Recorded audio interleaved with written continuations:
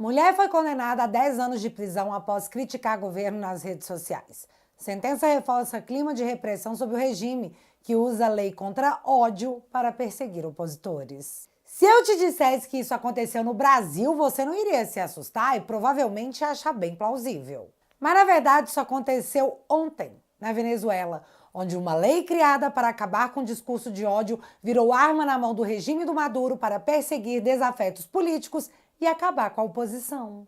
Viu? Eu disse que Brazuela era real. A Suprema Corte brazuelana se reuniu e decidiu que a partir de agora a regra do jogo, que foi discutida e determinada pelo Congresso, aqueles que podem de fato fazer leis, mudou.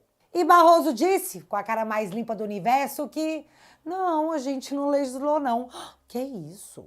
Foi dito apenas que uma solução foi produzida. Já o Toffoli chorou. Tipo, real, chorou mesmo. Ao fim da nova lei criada pela Suprema Corte, Jorge Bessias, sim, do áudio da Dilma, disse que a decisão do STF sobre redes é histórica e que atende nossos pedidos. Nossos pedidos, no caso do governo Lula, que é onde o Bessias trabalha.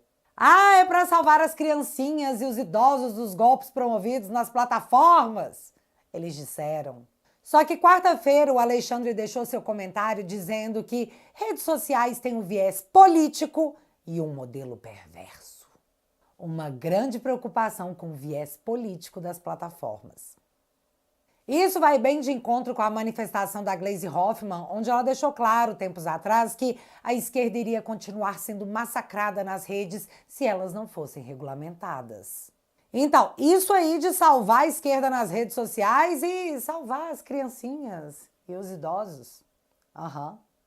Eu vou detalhar para vocês o que a Suprema Corte definiu no fim da tarde dessa quinta-feira e que muda bastante a forma de comunicação na internet. Pelo medo, é verdade, mas muda. Só que fica aí que eu também vou te mostrar como isso não vai acabar bem, inclusive para a própria esquerda. Só que para eu te explicar de uma forma que você compreenda o que aconteceu, eu preciso dar contexto. E para isso eu vou usar uma matéria do próprio STF que em março desse ano nos anunciava. STF e UNB lançam um livro sobre desinformação e futuro da democracia. Obra tem artigos de ministros do Supremo e especialistas em diversas áreas. E aqui vai a minha interpretação, beleza? O livro está disponibilizado para que você baixe de forma gratuita e que você faça a sua interpretação. Mas eu já te adianto, meu amigo, coragem. Então, esse livro aí já exaltava a Suprema Corte como uma guardiã da democracia digital por ser uma combatente das fake news, do discurso de ódio e da desinformação. Há 4 anos atrás, Toffoli já dizia... É um tema, quem é o editor disso? E nós, enquanto judiciário, enquanto Suprema Corte, nós somos editores de um país inteiro, de uma nação inteira. E ontem essa frase se materializou. Eles se tornaram os editores da internet de forma autodeclarada e sem nenhum voto do povo. O texto, que de novo está disponível no site do STF, diz que o combate à desinformação é necessário contra grupos radicais. E presta muita, mas muita atenção nesse trecho, porque ele é muito explícito. Abre aspas. É possível também que o CID, que é o Centro Integrado de Enfrentamento à Desinformação e Defesa da Democracia, que tem como logo um olho, que lembra muito o olho da capa do livro 1984, aquele que tudo vê e tudo derruba, comandada pelo TSE, inaugurada pelo TSE, cumpre um papel de dissuasão, ou seja, diante da possibilidade de responsabilização dos que cometam crimes pelas redes sociais, em uma escala jamais antes vista e com um grau probatório acurado, as redes de ódio podem ou mitigar a sua atuação mais agressiva ou buscar formas alternativas de disseminação de propaganda ilegal. Agora se liga nesse trecho, que coisa maluca! A dissuasão deve ter efeito, sobretudo, na sedução que o extremismo exerce sobre candidaturas de partido de centro-direita, que muitas vezes são capturadas pelo discurso extremista como forma de ganhar adesão eleitoral mais ampla, principalmente quando tem como principais adversários partidos de esquerda. Fecha aspas. Ou seja, o texto deixa claro que quando partidos de centro-direita começam a se aproximar de pautas consideradas extremistas, o CID deve frear essa onda. Afinal, a direita vai estar sempre no lado oposto da esquerda, que é santa, tá? Janones, que admitiu rachadinha, tá aí, deputado, fazendo vídeo acusando o Nicolas de ter votado pelo aumento da conta de luz, quando ele mesmo votou para que isso acontecesse. Isso é absurdo em tantas camadas, porque cria uma espécie de centralismo eleitoral disfarçado. O judiciário se colocando como porteiro da pureza democrática e a direita como um vício que precisa ser combatido. O livro também fala sobre educação midiática e alfabetização digital. E, novamente, os editores do Brasil já deixam claro que eles precisavam ensinar você a pensar corretamente. O que não é nenhuma surpresa, já que em setembro do ano passado, Barroso disse que o seu legado será a total recivilização do país. O ministro da Suprema Corte está apenas nos recivilizando, viu, galera?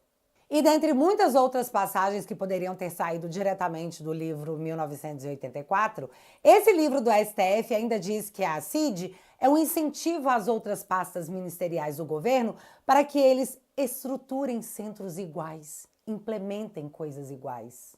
Ou seja, o texto está incentivando a se criar um setor de monitoramento na pasta da economia, na pasta da saúde, da educação, só não se esquecendo que a CID tem como foco barrar a sedução das pautas extremistas da direita. Beleza? E com esse contexto regulatório que não inclui salvar as criancinhas e os idosos dos golpes na internet, chegamos ao dia de ontem, onde por 8-3 o Supremo decidiu tornar inconstitucional de forma parcial o artigo 19. E é agora que eu te explico o que muda. Como é que vai entrar a censura? Sim, censura? Eu teria dúvida se num debate público eleitoral, se isso não dependeria de iniciativa da parte ou se a gente teria que impor à plataforma o ônus da remoção, entendeu? Ela fazer a censura, ou ela fazer a censura, ou ela fazer a avaliação do que pode e do que não pode. Até ontem, para remoção de conteúdos, era necessário que um juiz fosse acionado e decidisse a questão, se removeria ou não tal conteúdo. Mas agora as plataformas serão culpadas por antecipação, podendo ser responsabilizadas por postagens mesmo sem ordem judicial. As Big Techs terão que se tornar fiscais da verdade, e se não tirarem do ar por conta própria um post problemático, dançou. E galera, quando eu falo de posts problemáticos, eu não tô falando sobre pornografia com menores, incitação a tirar a vida de outras pessoas, golpes ou coisas do tipo. Isso tem que tirar mesmo sem ordem judicial e as plataformas já exerciam essa automoderação. Só que eu tô falando coisas do tipo desinformação em massa. Um exemplo, o vídeo do Nicolas sobre o Pix, que bateu mais de 300 milhões de views. O governo alegou que o Nicolas estava espalhando fake news. A Globo afirmou isso, que o vídeo do Nicolas continha desinformação. E como atingiu muita gente, em massa. Só que nós sabemos que não existia nenhuma mentira naquele vídeo. E aí fica a dúvida de como que fica. A partir de agora, se o governo notificar extrajudicialmente a plataforma alegando desinformação e dando seus argumentos que eles acreditam serem verdadeiros, o vídeo teria que ser derrubado? Na dúvida, a plataforma vai derrubar sim, senão ela mesma será punida. E esse é o ponto em questão, a subjetividade do que é desinformação, já que estamos na era da pós-verdade. O que você escuta nem sempre é a verdade absoluta. Muitas vezes é só uma opinião, porém em outras é só uma narrativa. As narrativas agora terão peso de verdade? Eu, se quiser vencer uma batalha, eu preciso construir uma narrativa para destruir o meu potencial inimigo. Eu vou em lugar que as pessoas nem sabem aonde fica a Venezuela, mas sabem que a Venezuela tem problema da democracia, que o governo não tem das quantas. Então é preciso que você construa a sua narrativa, e eu acho que por tudo que nós conversamos, a sua narrativa vai ser infinitamente melhor do que a narrativa que eles têm contado contra você. As redes também terão que criar regras internas e apresentar para o Estado o que elas estão fazendo para atender à ordem da Suprema Corte, tipo relatórios anuais, regras revisadas, canais de denúncias e representantes no Brasil. E essa eu não entendi. Isso já não existia? Porque várias decisões já foram tomadas alegando que era lei no Brasil que as plataformas tivessem representantes legais em solo brasileiro. Se essa lei já existia, por que colocar de novo? Ou será que ela não existia? Pois é, fiquei meio que na dúvida aqui. Ah, a Suprema Corte também criou o dever de cuidado. Mas que jossa seria essa? Aparentemente, a ideia é que as redes sociais têm a obrigação de agir ativamente, ou seja, elas mesmas cometerem a censura das publicações para evitar a propagação de conteúdos que o STF considere, abre aspas, manifestamente ilícitos ou danosos à democracia e aos direitos fundamentais. E aí eu lembrei de outra fala que explica muita coisa. E eu sei, muita gente fala que, ai, Bárbara, eu não consigo ouvir a voz dele. Mas, meu amigo, você tem que ouvir, porque conhecimento é a única coisa que ninguém pode tirar de você. Há uma instrumentalização das redes sociais por grupos econômicos e ideologicamente fascistas, de extrema-direita, para corroer a democracia por dentro. Esse é o grande desafio hoje de quem defende a democracia. As redes sociais, instrumentos de uma ideologia nefasta, que é o fascismo, com um discurso de ódio, com um discurso misógino, com um discurso fascista, nazista, homofobia. Como que isso foi possível? A eleição de ontem, na Alemanha, 20% do partido de extrema-direita. Nós não estamos falando de qualquer país, nós estamos falando da Alemanha. Como que isso foi possível? O fascismo, a extrema-direita, recuperando o terreno eleitoral. Hoje é o discurso de 20% da Alemanha, de muito mais por cento no Brasil. Veja, esse discurso surgiu por uma revolta contra determinados momentos em que crises econômicas achataram o modo de vida de uma parcela da população. Aí a gente volta lá na parte do conteúdo danoso à democracia. Alexandre deixa claro que a extrema-direita, com seu discurso, corrói a democracia. Então você já pode imaginar quem será a maioria punida pelo dever de cuidado das redes, né? Spoiler, não é o Janones. E galera, essa parte é extremamente perigosa porque abre leque para absolutamente tudo. Num outro exemplo, a Erika Hilton tomando um esculacho nas redes sociais porque contratou 2 maquiadores como assessores. Só que ela tá alegando que ela tá sofrendo ataques homofóbicos. E aí? O que vocês acham que as plataformas vão fazer? Com medo de serem punidas, elas vão retirar os conteúdos. Outro ponto colocado como crime a ser barrado pelas plataformas: tentar restringir o exercício dos poderes constitucionais. Então, se eu começar a militar pelo impeachment do Lula, eu estou tentando restringir o exercício de um poder constitucional? E se eu quiser pedir o impeachment de um ministro do STF? Eu ainda vou poder fazer isso nas redes? Será que as plataformas vão ficar com medo de serem punidas e derrubarão meu conteúdo? Outra coisa, é crime atentar contra as eleições. Tá, ficou bem vago, que não pode falar das caixas mágicas, mesmo sem nenhuma lei que determine isso, já é um fato. Questionar o processo eleitoral também, nem se fala. Coisas normais em qualquer democracia podem ser encaixadas como atentados contra as eleições em Brazuela. E provavelmente também serão imediatamente derrubadas. Porque o tal do dever de cuidado deixa claro, ou a rede social resolve, ou o Estado vai cair de pau na rede social. A censura privada, terceirizada, está instituída. E isso é fato. Olha só, STF ignora Congresso e terceiriza a censura. O STF também chegou a mencionar que, na dúvida, um órgão poderia decidir a respeito da postagem. Que órgão seria esse? Eles ainda não disseram. Ainda. Talvez eles criem uma CID para cada tema, assim como foi sugerido no livro que pretende salvar a democracia. Mas não é legislar não, viu? É só solução temporária até que o Congresso faça exatamente o que o STF quer que seja feito. Juro pra vocês.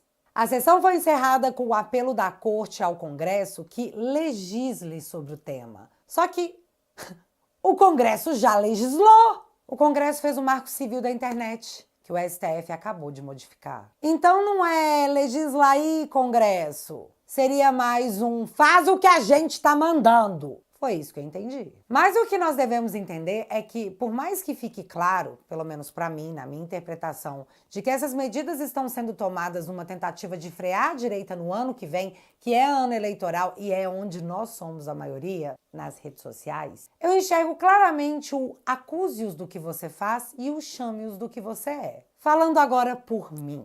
Todos os dias eu sou extremamente atacada nas redes sociais. Mas assim, galera, com palavras chulas, pesadas mesmo.